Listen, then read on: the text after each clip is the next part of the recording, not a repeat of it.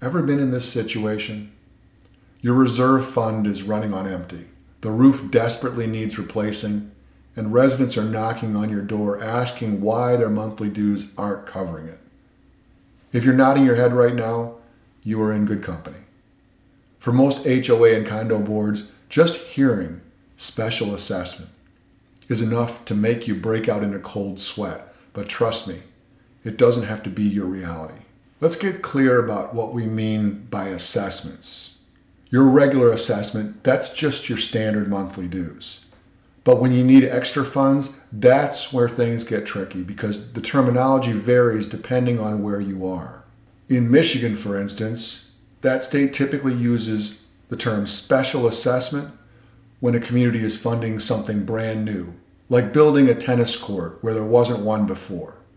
An additional assessment usually covers replacing or upgrading something that already exists, like resurfacing that tennis court that's been there for years. But here's the thing, in other states, these terms might mean something completely or even slightly different, or they might be used interchangeably.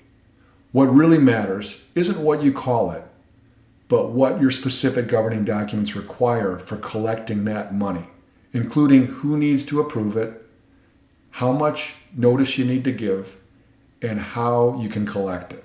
So before you do anything else, take a good look at your documents and talk to an attorney who knows association law in your area.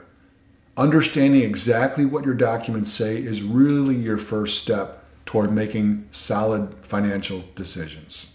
Now, before you implement any kind of assessment, you've got to review those governing documents carefully. They spell out exactly what your board can and can't do, including any limits on how much you can assess and how often. We like to tell boards that getting an assessment approved is a lot like putting together a puzzle. You need all the right pieces and you need to put them together in the right order.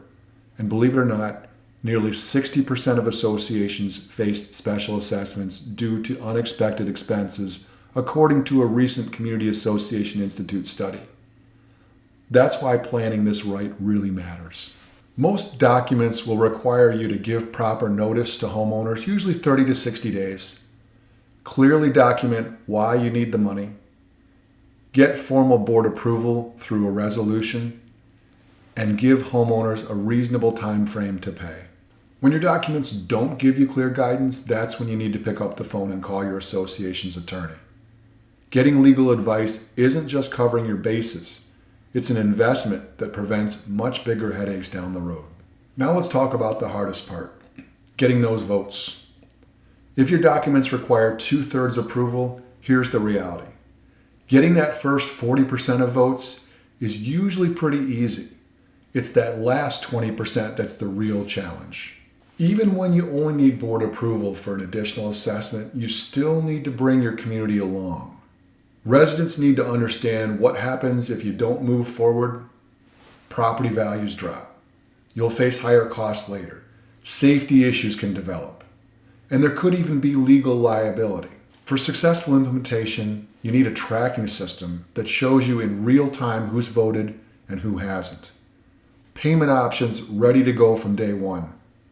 Clear explanations that avoid jargon and break down exactly where the money's going. And a specific list of what happens if the assessment doesn't pass. I should mention that while holding informational meetings is important, be realistic about attendance. You might only get 15 or 20 people from a community of 300, especially if you hold it off property. The real work happens in the follow-up communications and one-on-one conversations. Remember, assessments don't have to divide your community. When handled properly, they can actually bring people together by showing you're managing finances responsibly. Your immediate next step? Grab those governing documents this week and touch base with an attorney who specializes in association law in your area. Remember that getting through this successfully isn't just about following procedures. It's about communicating effectively, following through consistently, and building community support. That's how we build stronger communities, one smart financial decision at a time. If you found this perspective valuable, we invite you to connect with us. Facebook viewers, like our page and follow us for regular updates. Feel free to message us directly with your questions or community challenges. Instagram viewers, hit follow and feel free to DM us with your questions or community challenges. YouTube viewers, subscribe to our channel and check out the video description for helpful links. Visit our website to discover our thought leadership content, books, and resources that can transform your community management approach. Whether you're dealing with the challenges we discussed today or other community issues, we're here to help. Thanks for watching, and we'll see you in the next video.